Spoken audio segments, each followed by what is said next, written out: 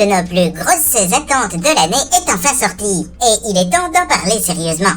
Chers terriens, bonjour à vous, et bienvenue dans cette critique lunaire qui sera consacrée à Civil War d'Alex Garland. Salut Will. Salut Gus. Et pour inciter le plus de gens possible à aller voir ce petit blockbuster qui est une vraie proposition, au lieu des trucs sans âme qu'on nous sert continuellement, nous allons vous donner un premier avis rapide, sans spoilers, n'est-ce pas? Oui, on va faire simple. C'est un bon film. Mais, et c'est peut-être l'erreur que certains ont faite, il ne faut pas s'attendre à un énorme blockbuster d'action qui va péter de partout. Ça vient en partie du budget, mais on pense plus aussi à des références comme Spielberg pour toutes ces séquences qui constituent comme des scénettes au sein de l'histoire plus large, et viennent aussi en tête des films comme Des Mineurs par exemple, ou même À l'Ouest rien de nouveau. Voilà, c'est viscéral, ça critique les horreurs et l'absurdité de la guerre, c'est fait pour entraîner la réflexion, voire le débat, et c'est toujours un bon point. Cependant, la séquence d'action finale reste tout de même très spectaculaire, longue et éprouvante, et techniquement savoureuse. Alors ouais, mais ça n'est pas forcément prenant comme dans un pur film d'action où les héros doivent s'en sortir ou décimer les méchants. Là, on sent bien qu'à un moment, on va forcément essayer de nous faire comprendre quelque chose, ou de nous faire réagir en tout cas, et c'est évidemment ça qu'on attend et qu'on tente d'appréhender. Voilà, donc si un road trip original dans l'enfer d'une guerre peut-être pas si fictif que ça vous tente, je pense que vous pouvez foncer. En effet, ça mérite d'être vu, et vous serez peut-être surpris de l'angle choisi par le scénario. Bien, si vous ne voulez pas connaître les événements marquants du film et ce fameux angle adopté par le réalisateur Alex Garland, nous vous prions de filer bien vite comme des voleurs. Enfin, non sans laisser un petit pouce en l'air, hein, bien sûr. Mais sinon, à part ça, désormais, ça va spoiler!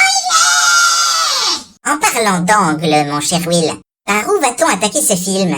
Déjà, moi je dirais que j'ai été surpris, mais plutôt agréablement, de voir que le film adoptait le point de vue des journalistes de guerre. C'est toujours plaisant d'être plongé au cœur d'une activité qu'on ne connaît pas bien, et de voir en image à quoi ça peut ressembler sur le terrain. On a eu des chasseurs de tornades dans les années 90 avec Twister, et on en reverra très bientôt d'ailleurs, et ici nous avons plutôt des chasseurs de scoop. Oui, sauf que dans Civil War, évidemment la tonalité est bien plus sombre. Absolument pas héroïque, mais en effet c'est passionnant dans les deux cas. Par contre, tu n'as pas trouvé qu'il manquait un petit quelque chose au traitement de ce métier? Oui, en fait, il est très bien incarné sur le terrain par des personnages vraiment intéressants à suivre, une très belle équipe, parfaitement campée par les acteurs, mais il est très désincarné au niveau de sa structure. Mais c'est ça, on ne comprend pas vraiment pour qui ils travaillent, comment leurs photos se vendent, et on ne prend jamais conscience de l'influence que peut avoir leur travail. On aurait pu avoir une très courte scène au début du film où une famille aurait réagi à une photo prise par l'actrice principale, par exemple, mais il n'en est rien. Et les reportages que l'on voit le plus souvent sont plutôt filmiques. Bon, après, c'est pas le sujet du film, bien sûr, mais ça participe au sentiment global de manque de contexte. Alors par contre, à ce niveau, c'est beaucoup plus logique concernant le conflit en lui-même, puisque là, justement, ce n'est pas le sujet du film. Vous êtes au courant qu'il y a une guerre civile qui se déroule dans tout le pays? Nous, ce qu'on veut, c'est rester à l'écart. Et oui, le sujet, c'est le journalisme de guerre, et à travers lui, les dérives qui accompagnent toute situation extrême et auxquelles l'être humain est particulièrement sujet. Voilà, et ça complique encore la manière qu'on peut avoir d'appréhender le film, parce que, à travers cet angle du journalisme de guerre, on peut se demander de quoi le film traite véritablement. Les addictions, la folie humaine, l'absurdité de la guerre, le racisme. Sans doute un peu tout ça à la fois. Ce qui n'est pas bête d'ailleurs, puisque toute grande question sociale, toute période de trouble, tout conflit, constitue chaque fois la rencontre d'une multitude de facteurs qui s'entremêlent pour former la réalité complexe, souvent bien difficile à décrypter. Et à ce propos, je crois d'ailleurs que tu voulais dire un mot. Oui. Personnellement, je pense qu'il ne faut pas sortir du visionnage de Civil War avec une vision simpliste et binaire des choses, qui fait justement partie des éléments, à mon avis, dénoncés par le film. Il ne faudrait vraiment pas s'arrêter à des considérations du genre « Trump, quel salaud de facho, il veut la guerre civile ». N'importe quel président, n'importe quelle décision politique peut diviser et mener de fil en aiguille à une situation explosive. Macron, c'est vraiment pas l'extrême droite, L'extrême droite.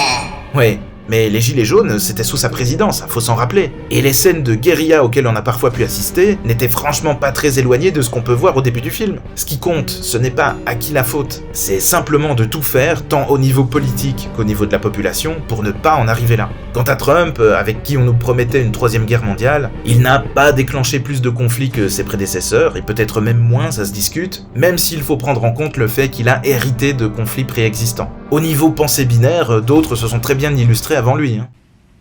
Either you are with us or you are with the terrorists.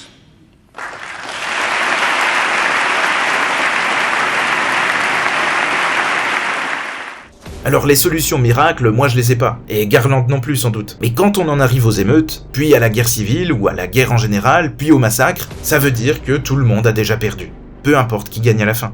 Ce qui nous ramène justement au film, où l'issue du conflit et les camps en présence importent peu, justement. Oui, parce que le propos du film, même si certaines lignes sous-jacentes se dessinent, c'est de dénoncer l'espèce de folie ambiante qui contamine tout le monde une fois qu'on en arrive à la guerre totale. Les personnages, militaires comme journalistes, se révèlent accros à la violence et à l'adrénaline. Pour les soldats, c'est frappant. Certains laissent éclater leur idéologie profonde et encore plus que raciste, totalitaire, et d'autres ne se posent même plus la question du camp auquel appartiennent ceux d'en face. Et pour cause, ils sont tous américains, se ressemblent, utilisent le même matériel. Sans contexte et sans signe distinctif, il est impossible pour le spectateur, et même pour les personnages, de véritablement distinguer qui est qui. On est américain, d'accord? D'accord. Quel genre d'américain vous êtes? Et c'est justement le propos du film, qui rejoint ce que tu disais plus tôt. Arrivé à de tels extrêmes, il ne reste que l'absurdité de la guerre et les morts inutiles. L'horreur, tout simplement. Voilà, et le film traduit tout ça au travers de divers segments de plus en plus choquants, parmi lesquels on retiendra bien sûr de nombreux passages, mais particulièrement la scène avec les snipers et son décor incongru. Yo, what's over there in that house? Someone shooting? L'apparition marquante du terrible Jesse Plemons,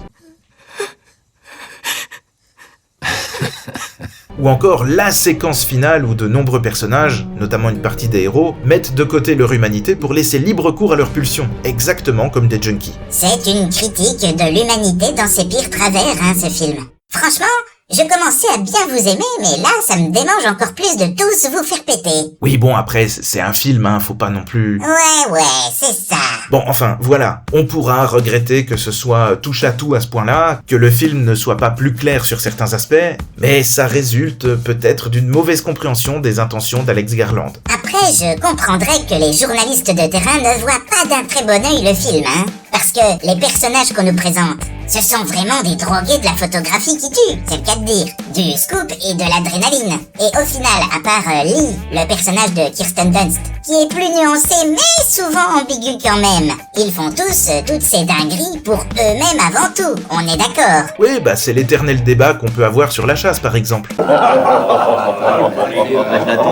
Qui est nécessaire pour réguler certaines populations animales, mais dont on sait bien que beaucoup la pratiquent par plaisir, voire par pulsion. Le journalisme de guerre est important pour qui recherche un peu de vérité, encore qu'une image soit toujours le résultat de choix techniques et artistiques de la part de son créateur, et qu'elle peut donc être interprétée de nombreuses façons. Mais ici, on voit bien, comme tu le dis, que les personnages le font pour eux, pour se sentir vivre plus fort, et pour prendre des doses toujours plus puissantes que les précédentes. Comme on l'a dit plus tôt, il manque sans doute ici quelques plans sur l'effet, critiquable ou louable, que peuvent produire ces images chez ceux qui les regardent et les commentent. Certains disent que le film montre bien l'importance que conserve le métier de journaliste de guerre, mais je ne suis que partiellement d'accord. Eh moi aussi. J'ajouterais que le film souffre certainement de deux problèmes qui ne sont pas directement liés à son contenu réel. D'une part son titre, qui annonce le mauvais sujet, et d'autre part, la bande-annonce qui annonce le mauvais genre de film. Eh bien, voilà qui nous donne, ma foi, matière à penser. Autre chose à signaler, Will? Alors oui, on peut franchement reconnaître toutes les qualités de metteur en scène d'Alex Garland sur ce film. On a des plans fixes qui permettent de bien profiter de l'action, d'autres plus nerveux mais sans excès, même si personnellement je suis plutôt un amateur de ce qu'on appelle la shaky cam, quand c'est bien fait, il faut reconnaître que Civil War est hyper bien filmé, efficace, et que le film se permet quelques originalités en lien direct avec son sujet. Oui, tu parles de ces instantanés qui correspondent aux photos prises par les personnages. Exactement.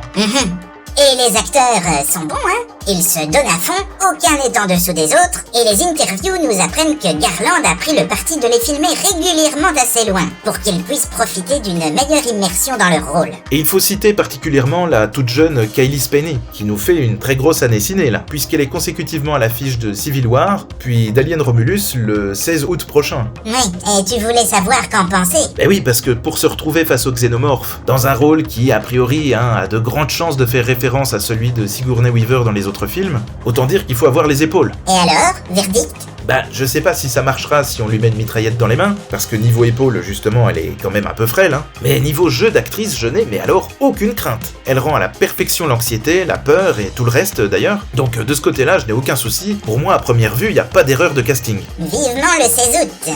Un film avec des aliens, ça me parle, hein, forcément. Bon, ben voilà.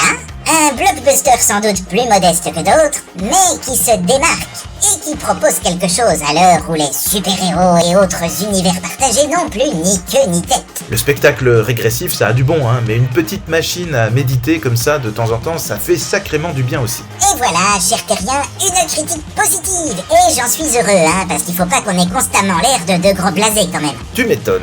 Critique à l'issue de laquelle nous vous encourageons à débattre dans les commentaires, poliment, à nous dire ce que vous avez pensé du film et de notre point de vue, poliment, et à nous laisser un petit pouce en l'air, poliment. Ça fait toujours plaisir. À très bientôt et salutations lunaires.